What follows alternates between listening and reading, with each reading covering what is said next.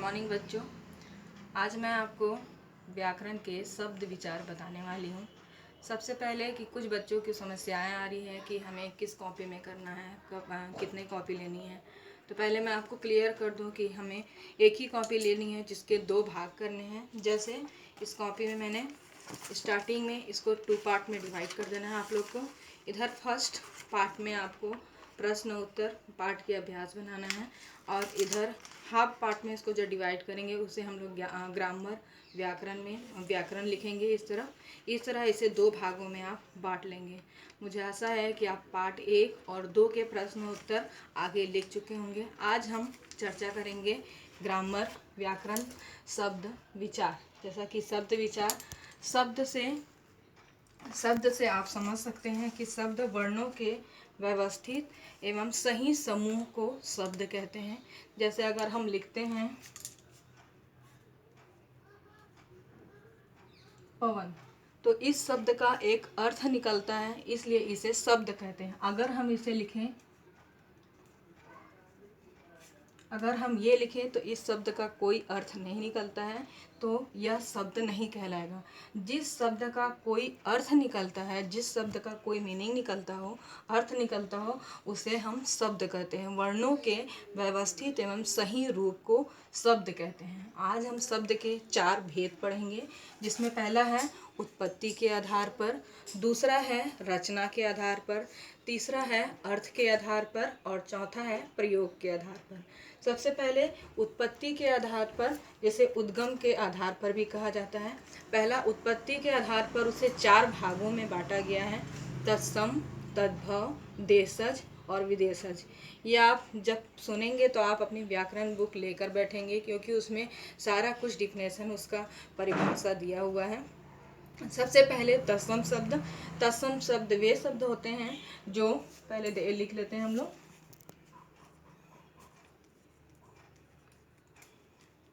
तत्सम रूप,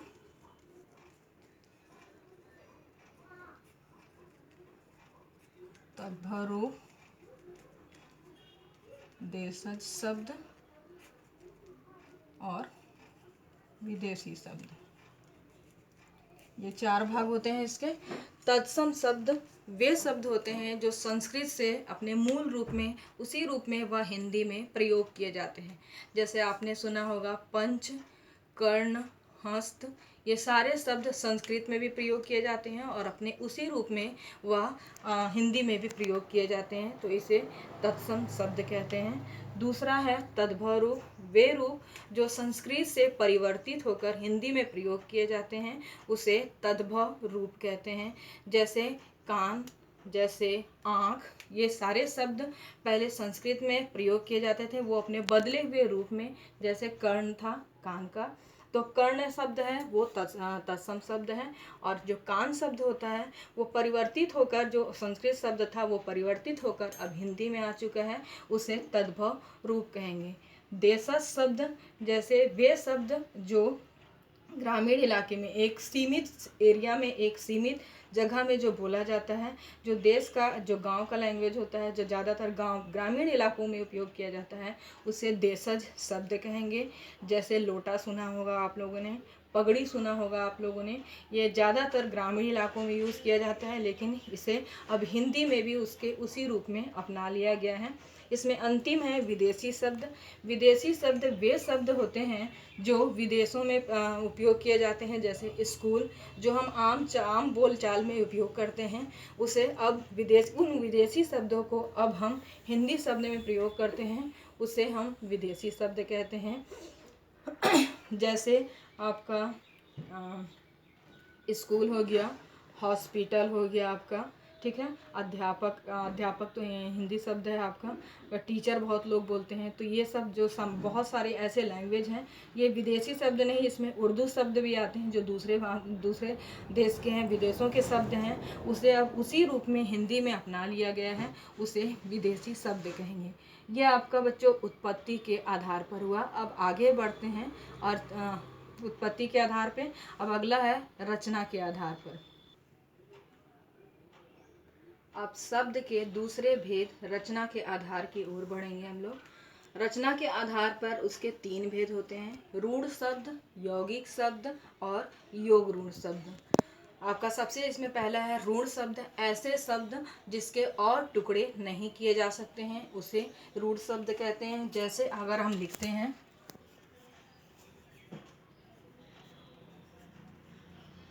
अगर इसके कपड़े को अगर हम इसके अलग अलग वर्णों को अगर अलग करते हैं तो यह कोई अर्थ नहीं देता है, इसलिए यह रूढ़ शब्द कहलाएगा। जो पहला इसका भाग था, जिसका पहला भेद था, ये रचना के आधार पे था।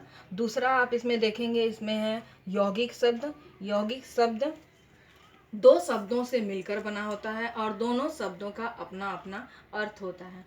जैसे है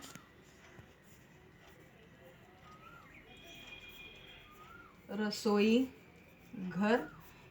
रसोई घर हम लोग बोलते हैं, लेकिन ये 2 शब्दों से मिलकर बना होता है, रसोई और घर, और इन दोनों अपने शब्दों का अपना अपना अर्थ होता है, इसलिए ये यौगिक शब्द कहलाते हैं। इसमें तीसरा होता है योग ऋण। योग ऋण का है 2 शब्दों से मिलकर बना होता है, दोनों शब्द के अपने अलग अलग अर्थ होते हैं, उसके अलावा वो किसी विशेष अर्थ में उपयोग किए जाते हैं, इसलिए वो योग ऋण शब्द कहलाते हैं। जैसे आप देखिए,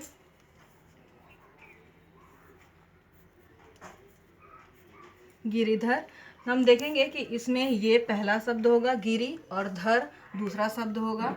गिरि का मतलब पर्वत पहाड़ होता है, धर का मतलब धारण करने वाला होता है।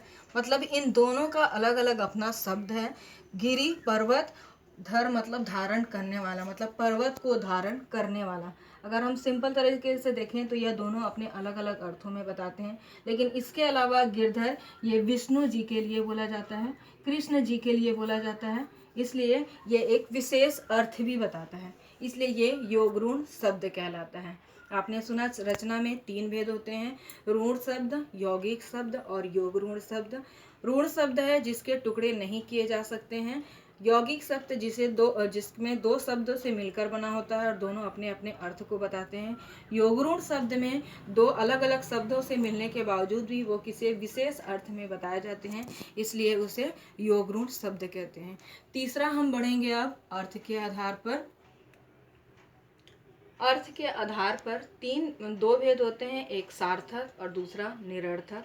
जैसा कि नाम से ही पता चलता है, सार्थक जिसका कोई अर्थ हो, निरर्थक जिसका कोई अर्थ ना हो। तो सार्थक शब्द देखेंगे, सार्थक वे शब्द जिसका कोई अर्थ निकले उसे सार्थक शब्द कहते हैं। जैसे अगर हम घर लेते हैं तो इसका कोई अर्थ निकलता है, कोई इसका मीनिंग निकलता है, इसलिए ये सार्थक शब्द है। उसके अपोजिट निरर्थक शब्द में जैसे अगर लिखते हैं रग, तो इस शब्द का कोई अर्थ नहीं निकलता है, इसलिए ये निरर्थक शब्द कहलाते हैं। ये अर्थ के आधार पर 2 भेद थे, सार्थक और निरर्थक। जिस शब्द का कोई अर्थ निकले उसे सार्थक शब्द कहते हैं, और जिस शब्द का कोई अर्थ ना निकले उसे निरर्थक शब्द कहते हैं। अगला हम प्रयोग के आधार पर पढ़ेंगे, जिसके 2 भेद होते हैं, पहला विकारी शब्द और दूसरा अविकारी शब्द। इसमें विकारी का परिभाषा होगी, वाक्य में प्रयोग करते समय जिन शब्दों का लिंग, वचन और कारक परिवर्तित हो जाता है उसे विकारी शब्द कहते हैं।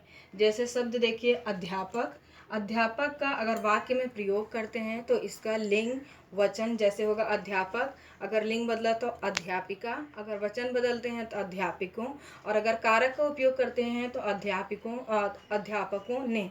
इस तरह इसका रूप बदलते रहता है, तो ये विकारी शब्द कहलाएंगे। ऐसे शब्द जिसका वाक्यों में प्रयोग करते समय लिंग, वचन और कारक परिवर्तित होता है उसे विकारी शब्द कहते हैं। इसका दूसरा भेद है अविकारी शब्द।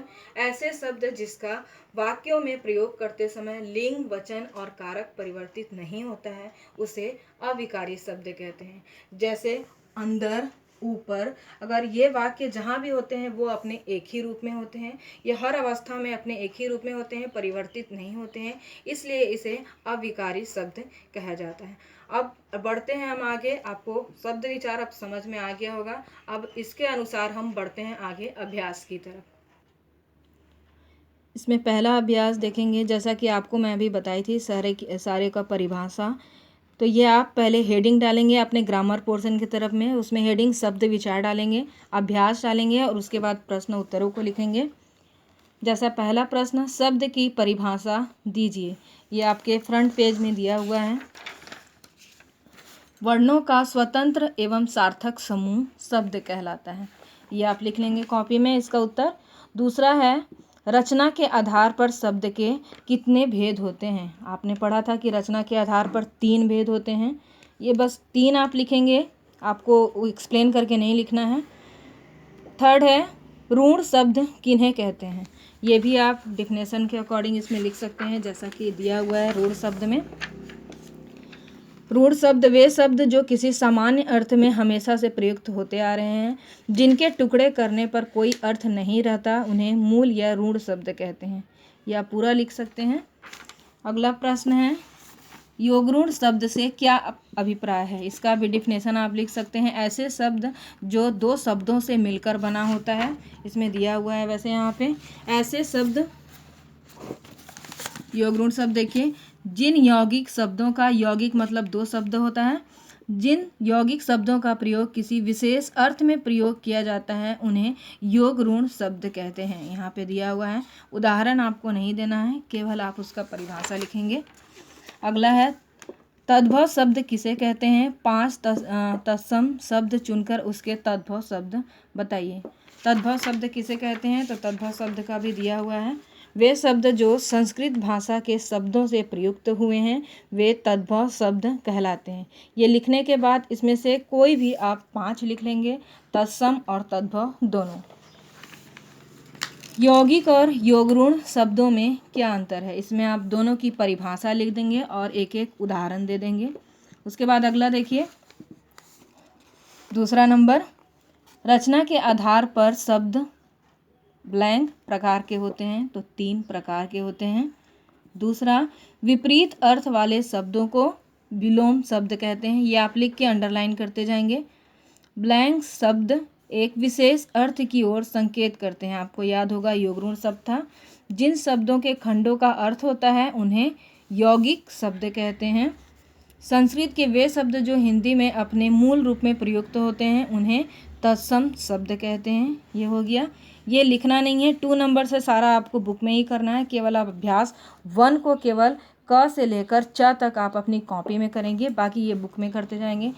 तीसरा में तत्सम, तद्भव, देशज और विदेशज शब्द दिया हुआ है।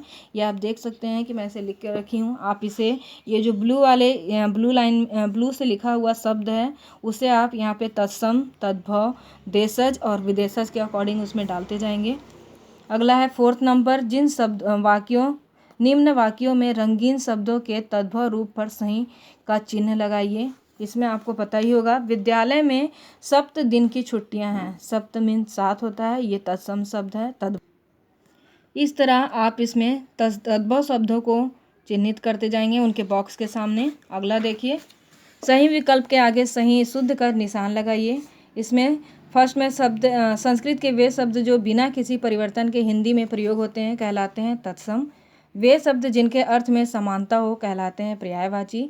वे शब्द यौगिक की तरह ही बनते हैं, परंतु किसी एक अर्थ के लिए ऋण हो जाते हैं, उन्हें कहा जाता है योगऋण। निम्न में से निरर्थक शब्द है जिसका कोई अर्थ नहीं निकलता है, वाय हो गया। और इसमें से निम्न प्रकार के 3-3 शब्द लिखिए। इसमें आपके बुक में अंदर भी दिया हुआ है, उसके अनुसार भी आप लिख सकते हैं, और यहाँ मैं लिख कर रखी हूँ, उसके अनुसार भी आप लिख कर ये अपने बुक में पूरा करके रखेंगे। अब हम अगले वीडियो में फिर मिलेंगे। अब अगले वीडियो में मैं अगला पार्ट लेकर आऊँगी। मुझे आशा है कि ये सारे आप अपने कॉपी और पुस्तक में कर लेंगे, अपने कॉपी में पुस्तक में कर लेंगे। धन्यवाद।